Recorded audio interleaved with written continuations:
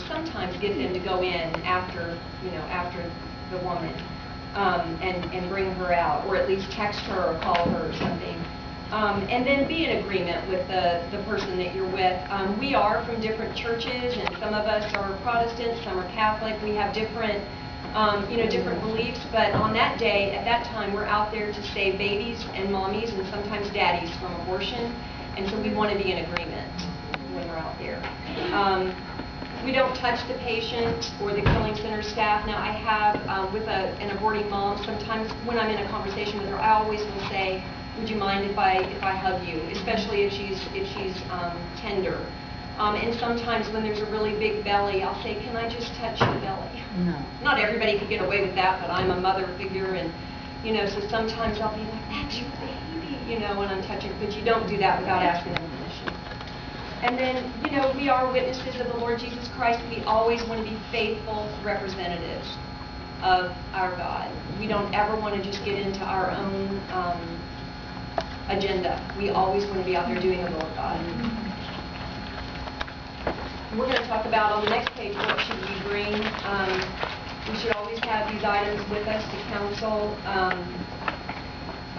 think I have. Inside, you've got the Sidewalk Counseling pamphlet that and inside of that pamphlet is the resource information that have all the crisis pregnancy centers, any type of community. And then I believe at Orlando Women's Center, they use this pamphlet as well. But the resource paper inside the pamphlet is a jewel because it has all the hours of operation of all the crisis pregnancy centers. And that way, when the woman says, I've changed my mind, I want to keep my baby, we can look right on there and we can go, oh, they're giving a free sonogram today. They're open today, and then we can send them right over, or we can call, send them right over. I like to have also some of the pregnancy care centers, their information. We have some of them will give us pins or bookmarks or whatever, and we just like to put those in our pamphlets. We always want to have something with the fetal development material, which we showed you. The Before You Choose has that as well. I have a card. I don't think these are in there, but Ursula actually gave me these. But this is the first trimester. This is what abortion does to a baby. So I do like to have that in there. And then paper and pens to write with, a little memo booklet. We're trying to keep track of, how many women we see. If there is a turnaround, or if we get into a conversation with a worker, we try to write things down. And also, when you're talking to a lot of women, a lot of aborting women, sometimes you can get them confused. And so it's good to just be able to write that down. Change. I think this was written a few years ago. You have to have bills now in case you're going to take the woman or the couple out to eat. It's good to know where there's a little coffee shop around the corner. I had a girl on Wednesday that I took away, and we were going to go to Einstein's, but I thought, boy, it's so open, and she was just crying and crying, so we went to this little restaurant and got over in the corner, and I had her kind of facing the wall because she just could not stop the tears. And I know what that's like, from my past with the stuff I went through. I would not have wanted to just sit out in a big old wide open place. But we always try to offer the women, let's leave here. Let's go away someplace that's quiet where we can talk. And I'll buy you a cup of coffee or I'll buy you breakfast. An umbrella. Winnie and Michele had that yesterday. They were trying to minister in the rain, so it's good to have that. A New Testament or a book of Gospel of John to give away. And tissues. It's good to have tissues. For some of the women, they're weeping, and we had a girl yesterday that the whole time we talked to her, she was weeping. And it's nice to have tissue with you. On the next page, it is really good to know the abortion center, pray about where God would want you to be.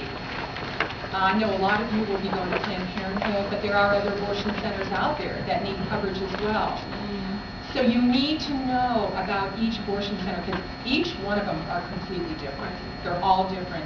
The only thing that two of them have that are one is that they are both owned by the same abortionist who has lost his license for the fourth time. Right now he doesn't even have a medical license, and that's James Pendergraft, who owns EPOC and Orlando Women's Center, and then he has 3 others around the state. It's great if you can find out what the abortionist's name is, the director. I know for Winnie at Planned Parenthood, the director's name is Sue. And it's really good to be able to say, Sue, please come talk to us. We would love, can we go out to lunch sometime? You know, let's discuss some things. Wouldn't it be great to find another job? It's good to know the hours that the abortions are scheduled. I know at Orlando Women's Center, the schedule is sent out weekly, and also for the other 3 in Orlando, they're sent out. And then you really should know the types of abortion procedures that are performed. As ugly as it is, the very last page you'll find has 3 of the different types of abortion procedures. And it's ugly, but it's the brutal truth, and we need to know what is going on inside of there. Be aware of what other medical services are offered, such as birth control, or just whatever they offer. And then know the legal issues. For those of us that go to Orlando Women's Center and EPOC, we're able to say to the women, this is not a safe place.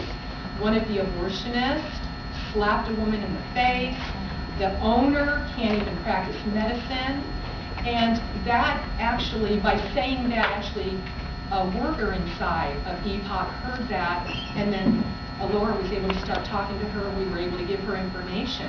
So it's very, very important to know what's going on. You know, if you know of botched abortions that have happened. At EPOC also, there was a little baby Rowan. If you all ever just Google baby Rowan and read up on what happened to baby Rowan. And a horrible thing. But these are all the different things that we can tell the women so they can be informed. And you can look down there and you can look at the 4 abortion centers that we've got and what type of procedures each one of them perform. And the next page is what should I say? And we are going to, after we take a little break, we're going to do some role playing and just kind of have a question and answer time. And, you know, but this would be just a general thing. Look into the woman's eyes, make contact, make eye contact, only eye contact if possible. I personally don't